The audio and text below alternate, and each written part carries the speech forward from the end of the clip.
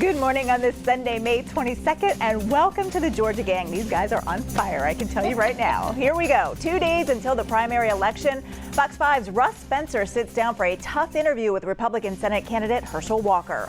Also, we'll take a look at some of the most high-profile congressional races and why Atlanta Mayor Andre Dickens wants City of Atlanta voters to say yes to the last 3 questions on their ballots. Melita, Phil, and Martha are all here. Bobby Capel, thank you. He's back, even though he's really busy filling in for Theron. The debate and discussion begins right now.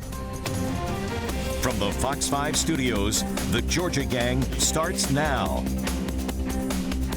Polls show Herschel Walker with a commanding lead over his Republican rivals in Georgia's race for U.S. Senate. Fox 5's Russ Spencer sat down with Walker, who focused on the man likely to be his opponent come November, Senator Raphael Warnock. So you think that Senator Warnock doesn't care? Well, he can't care if he's not doing the right thing for American people or for the Georgians. Right now, when you have gas prices the way they are right now, people can't afford to buy milk, they can't afford to buy eggs, and you see the crime rate. What has happened to the crime? And, you know, was that not the party that created defund the police? Well, that hadn't worked. Herschel Walker also talked about his battle with mental illness, an issue he's been open about even before he announced his candidacy. I've been open about it, and I was open about it, 14 years ago. But I try to remove that stigma. I think right now people want to continue to bring it up, and I said that's one thing I can do, is I'm going to be an advocate when I get to Washington on mental health. We're having a problem in this country. Back in 2008, your ex-wife Cindy told ABC that you pointed a gun at her head and threatened to kill her. That's serious business. What should voters make of that? Well, what they should make of that is you got to ask Cindy today. She and I are the best of friends, and if it wasn't for her, I wouldn't be the person I am today. Right now, I think people can bring up all the past, but the past is the past. Your 5 opponents in the Republican primary all say that they favor a ban on abortion in Georgia without exceptions. What do you say? The same. I'm for life, and I'm not going to apologize for it. I'm a Christian. I believe in life. I believe from the womb to the tomb. My opponent, look what he's a pastor.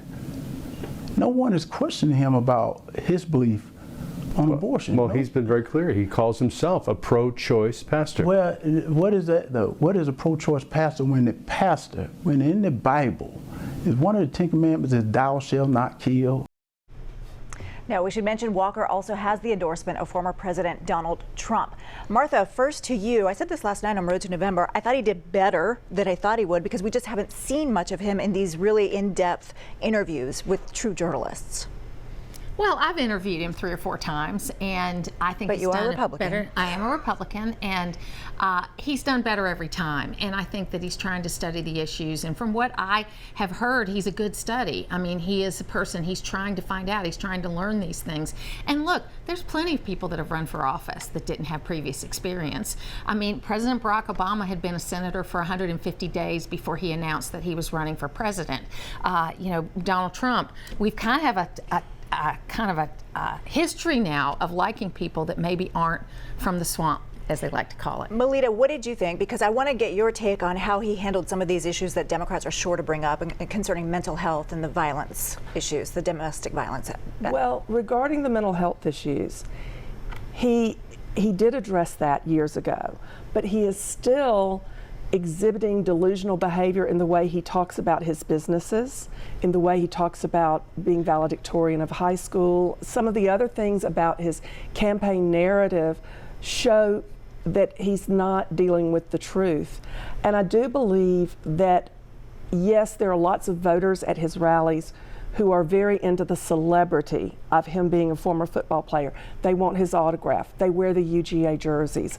But is that celebrity, how does it translate into service in the U.S. Senate? Phil, your thoughts, because this is what we're going to hear a lot about in the next few months as Democrats go after Herschel Walker. I think that's very harsh to claim he's delusional, whatever that means. You don't like the fact that he says things, and that's fine. That's what a political campaign is all about. As for his businesses, I know a lot of people that they've had good years and bad years in business, so I don't know if that's resonating much with people. I do agree with Lori. I think he's giving a far better interview. He made some stumbles early on. He's had some coaching.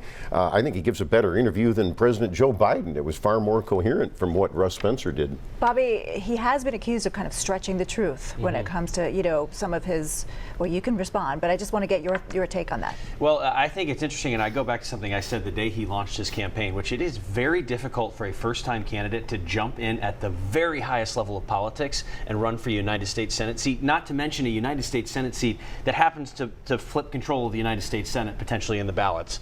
And so for anybody who's entering a race like that, you are going to make mistakes. I haven't seen a lot of him on TV. You mentioned, I know he's done some partisan interviews, but I have not seen a lot of him on TV, and he's going to be exposed a lot more over the course of the next 6 months. Otherwise, if he doesn't, he's going to end up looking like David Perdue did against John Ossoff, not showing up at the podium on those debates and being gone at the point when Georgians are making a decision. Martha, the true vetting may come on May 25th, after the primary is over. Oh, I think there's no doubt about that. And I think that one of the biggest challenges anybody's got is that, look, politicians stretch the truth sometimes. I mean, heck, Joe Biden had to drop out of a presidential race because he had problems with telling the truth and plagiarizing things. I mean, so we have issues that happen. But I think that Herschel Walker has tried to be as truthful about his situation as possible. And as I've said many times before, if there's nothing past this 2009 book, then it's a great story of redemption. All right, well, let's move on to the other big race. Let's talk about the governor's race. A new Fox poll out has Governor Brian Kemp with a 32-point lead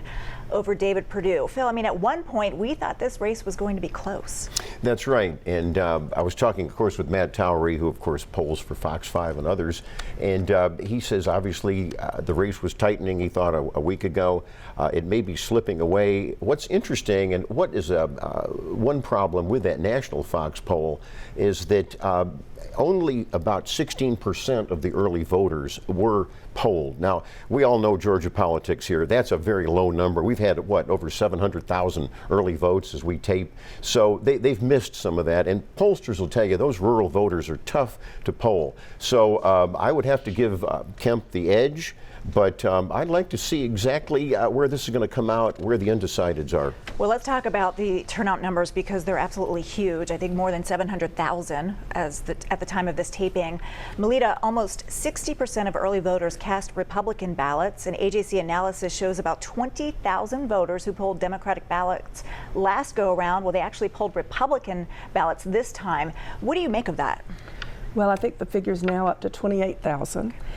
And I think it's, as Martha often says, it's somewhat normal to have about a 7% crossover in rural areas where there are no local races on the line. But I do know that the voters many of the Democratic voters who are requesting absentee ballots are requesting them to vote against the Trump-backed candidates.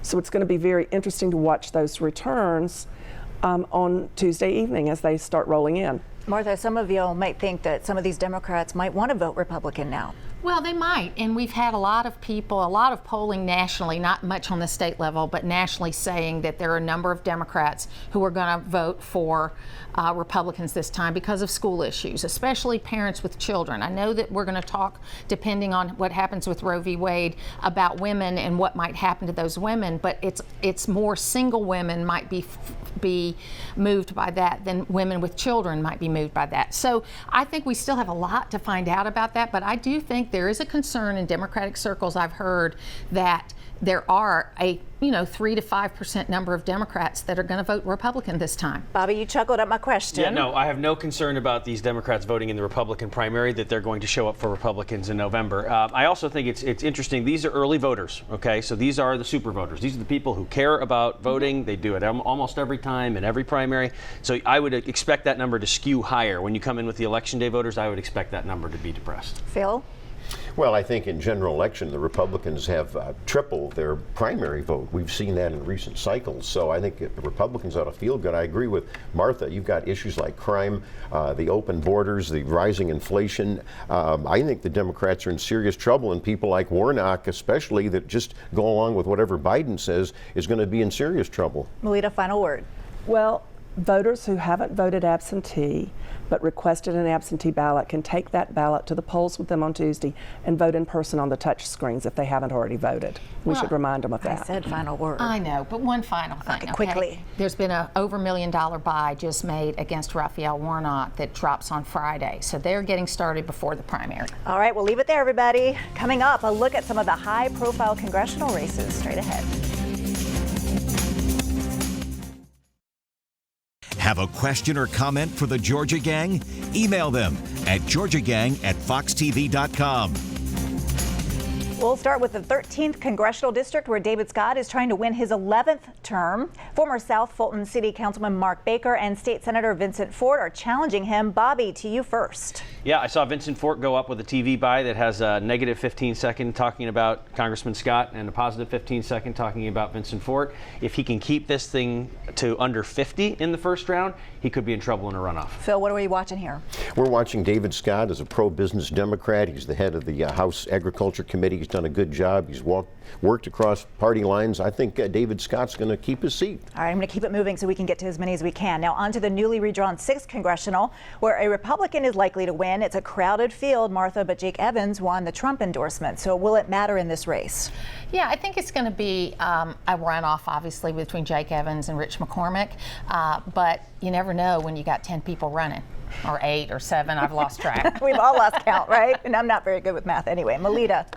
Well, I can agree with Martha on that because she's following the Republican race. And the Democrats in that race, the 2 Democrats, they're on what we sometimes call a mercy mission, just to raise Democratic performance in November.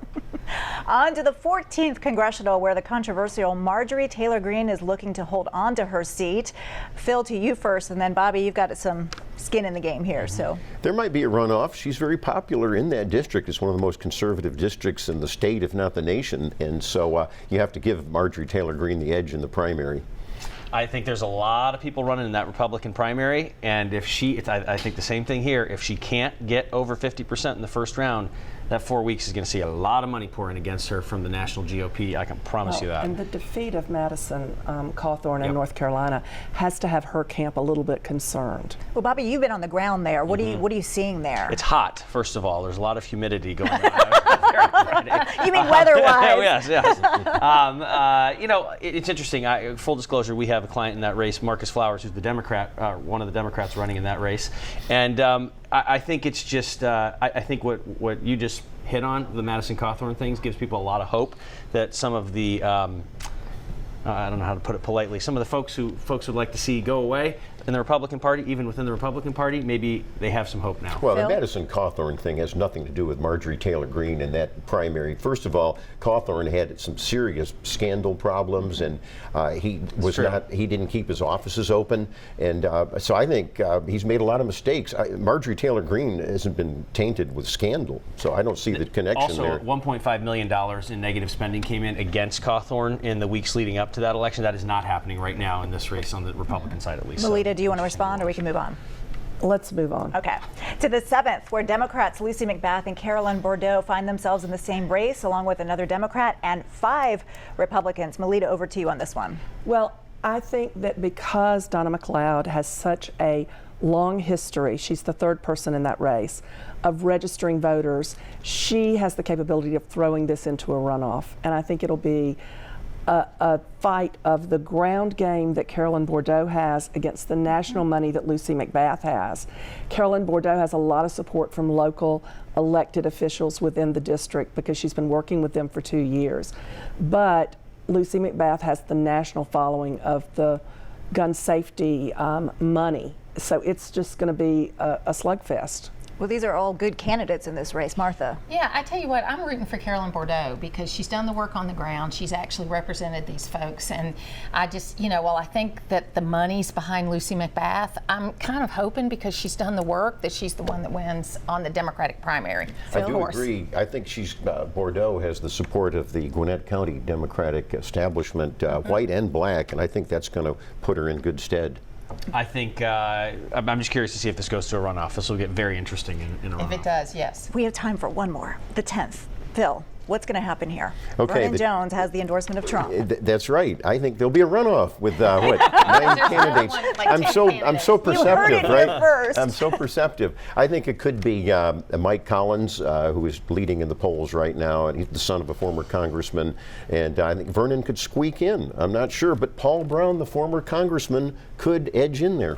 Martha? I think it's going to be Collins Brown in a runoff, although that surprises me, but I think that's what's going to end up happening. What do you think of Donald Trump's influence on this whole slate of candidates? I think he's got 10. Was it 10 that he's endorsed? What's it going to tell us? Phil? I think you'll have a mixed bag. Take, for example, Lieutenant Governor. I think Burt Jones is way ahead in the polling over Butch Miller. I think there's other Trump-endorsed candidates. I think Chris Carr will probably win his primary for Attorney General, but John Gordon got a huge infusion of PAC money, and he's all over TV, and so that could be closer than people might have thought. I think it'll be a mixed bag. Bobby? My prediction is Donald Trump will pull his endorsement of David Perdue on Monday evening at about 7 o'clock and say what a disastrous campaign it was and that he had nothing to do with it once he gets smoked. Melita? Well, Jeff Duncan had an interesting quote saying that Donald Trump. The ultimate insult. Yes. Really? Donald Trump didn't care so much about David Perdue winning as he did about Brian Kemp losing. All right. And I think that's where his skin was. I think what it depends upon is if you knew the person already and you had a relationship, then the Trump endorsement didn't really matter that much. If you didn't know who to vote for, Trump might have made a difference. I think the Trump vote out there, and especially in rural Georgia, is splitting. They're just viewing the personalities. You're right. And I like to say we're in this metro Atlanta bubble, so we'll see what happens the rest of the state. All right, thanks everybody. Up next, the 3 questions on the ballot Atlanta Mayor Andre Dickens wants voters to say yes to. We'll discuss after the break. Join the discussion on the Georgia Gang Facebook page and watch past episodes on the Georgia Gang YouTube channel. 3 questions on the ballot for City of Atlanta voters center on infrastructure and your tax dollars. First up is the T-SPLOST for roads, sidewalks, and bridges. Then 2 other questions would allow the city to borrow hundreds of millions of dollars for things like the 911 call center, parks, and public safety facilities. Phil, your thoughts? Well, you just pointed out some of the good things that need to be funded. If you live in the city of Atlanta, and infrastructure is always a big issue. I just don't think people want to have a tax increase right now. I think people are, with the economy hurting. Melita, can people stomach a tax increase? Well, what we're talking about is 4 cents per $10 purchase, and it would generate the funds equal to 1 year of the city budget, and it would allow the city to catch up on a lot of the priorities that haven't been funded recently. So it'll be interesting to see what the voters decide. Martha, I mean, these are things that taxpayers don't always mind investing in, right? Public safety, 911 call center, sidewalks, roads, bridges. But to what Melita said about catching up, then the question is, what have you been doing with our money up until now? And I think that it might split, you know, that the T-SPLOST may not pass, but the public safety, I'd have to see too. I was watching the wording and it's not clear whether all this stuff is lumped together or if they're looking at it separately. So I think public safety could win, but T-SPLOST won't. It's very poorly worded. Well, that's what I was going to say. The description of the wording was the referenda are long, wonky, and bureaucratically worded. And there should be a law against putting things before the voters that it takes them 5 times to read to understand what they're voting on. Usually when they put them on these ballot initiatives, they're so tilted in a way that you can't understand what they're really trying to do, and you have no idea who's really behind it. Well, they took a lesson from the legislature then. Yeah, and sometimes yes is no and no is yes. Right, exactly. Yes, there should be clearer language on ballots. Well, a shocking police-involved shooting at a popular Buckhead restaurant this week, Fogo de Chao. Phil, I'll go over to you first on this. It's sad because there was mental illness obviously involved, but you know, this Piedmont Road corridor, I feel like we're hearing a lot about crime and shootings. And well, we are, and sad to say, crime is still up over last year in the city of Atlanta, and of course the gang, we've been talking about gang crime rising in the state, and I know it's a topic for another day with what we can do in Atlanta, but I think we need to deal more with mental health. I think we would all agree with that. I would criticize some of the leaders of both parties here in the state and national because it's a huge issue. We've got to try to address it, and I just think that we don't have that safety net. Melita, you know, I see a lot of posts on social media and all of that. People just have this sinking feeling about Buckhead. When is it going to feel safe again to go to Buckhead? Well, I'm not sure, but I want to say that the mother of the young man who was shot by the police is a win-list endorsed candidate for a House seat in Henry County, and she's a mental health professional. She and her pastor, former husband, did everything parents are supposed to do. They called 911 for help with their mentally ill son, and he ended up later in a scuffle with police. And when you have the shooter in Buffalo being taken alive after killing 11 people, or when you have police taking Dylan Roof through a drive-through after he has shot up a black church, and then a young man in a mental health crisis is shot for being mentally ill. There are a lot of questions that a lot of people are going to have about this, and I think the sooner we understand what to do with mental illness police calls, and the sooner we can assure families with mentally ill family members that the police are there to help, not to have their child end up in a body bag on the pavement, Martha, the better off we'll be. This took a turn, so what are your thoughts on this?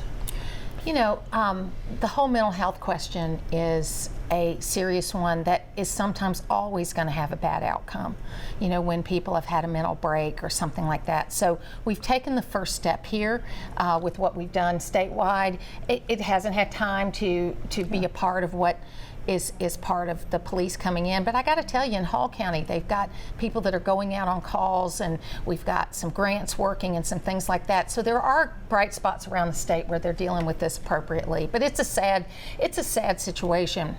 Phil, I think the parents have said, you know, the system failed him. Yes, I will have to say, though, as a former Army military policeman, the taser didn't work on that one incident at Fogo de Chao in Buckhead, sadly. And so I think having to shoot the person actually probably saved some lives. So it often happens. It's a sad situation. You know, law enforcement people have to make a decision very quickly, but it had to happen and probably saved lives. Bobby, what about this bigger issue, though, of the Buckhead crime?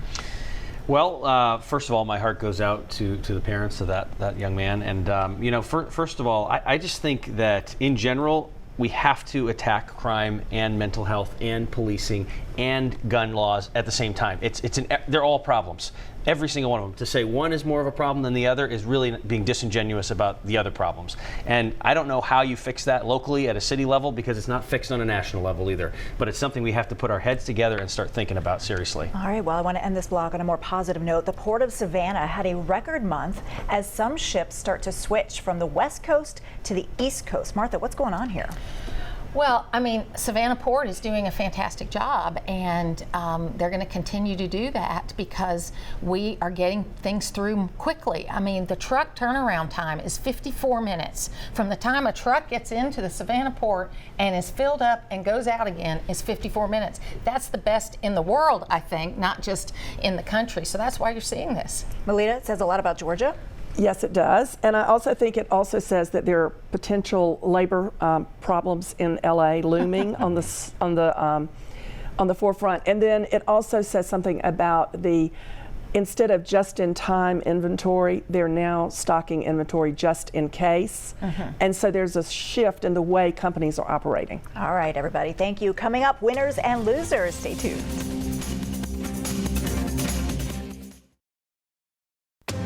Time now for the week's winners and losers. I'll start real quickly. Bryant Kirkley, we met him last weekend. He's a huge fan of the show. Hi, Bryant, and thank you so much for watching. Bobby. Okay, I'm going to start with my loser, and it's the GOP primary voter, and it's not for the reason you guys would normally think I would say this. It's the confusion in the first names of some of these down-ballot candidates. We all are well-versed on who these people are. Most of the electorate, they aren't. Bert and Butch and who's who, and I think it's going to be a problem for whoever ends up winning. There you go. I can't even keep them straight. And then for a winner, I just want to say a big thank you to all of the teachers this year. We're coming up on the last week of school. You guys did an incredible job getting everybody back in the classrooms and getting everybody educated. So thank you. Great point. Martha. Yeah, I want to make a winner, a longtime watcher, Lenore Berman, who has her first anniversary of her bone marrow transplant. Aww. And so her husband wanted us to celebrate that. My husband's having his cancer scan on Monday, so we're hoping to have a good outcome. And that just leads me into a really short comment about get those scans, get those tests, because a lot of people are getting diagnosed late with cancer because of COVID, and you need to do that. And then my winner are poll workers. They got 100,000 new poll workers, and the average age has dropped by 20 years, and there's lots of great poll workers out there. All right, we'll be praying for all of them. Melita. Well, I'll make my winner everyone involved with the John and Lillian Miles Lewis Foundation for their elegant gala in Washington on Tuesday evening. It was a sold-out evening. featuring Alfred Woolard as the host, speeches by Nancy Pelosi and Senators Ossoff and Warnock, and an interview between Charlene Hunter-Gault and Common, followed by Common's stunning music performance. My loser is anybody who chooses not to vote. Amen. Yes, absolutely. And Get out Theron there is on up in Tuesday. D.C. That's why he couldn't be joining us today. I'll go along with that. Well, I've got a loser right in the heart of Bulldog country over in Athens and Clark County. There's this crazed Democratic commissioner named Melissa Link, and she actually made this startling generalization that the athletes there are murderers and rapists. And even Democrats and Republicans unified, the Bulldog Nation was upset. She doubled down in tweets. It's incredible. I don't know why there's such hatred toward such a beloved institution. Secondly, Joe Biden, I'm sorry. On Tuesday, this Title 42, he's going to repeal it, which would open the border even more. And Raphael Warnock is saying nothing. John Ossoff made a few noises. He's saying nothing. I think this is going to really hurt the Democrats. All right, real quickly, Theron wanted me to mention the Lifeline Animal Project. Their shelters are overflowing. They need people to adopt and foster their dogs and cats. Thanks, everybody, for joining us. We will see you again next week when we'll have a lot to talk about. Bye-bye. The opinions expressed in this broadcast are those of the panelists appearing in this program.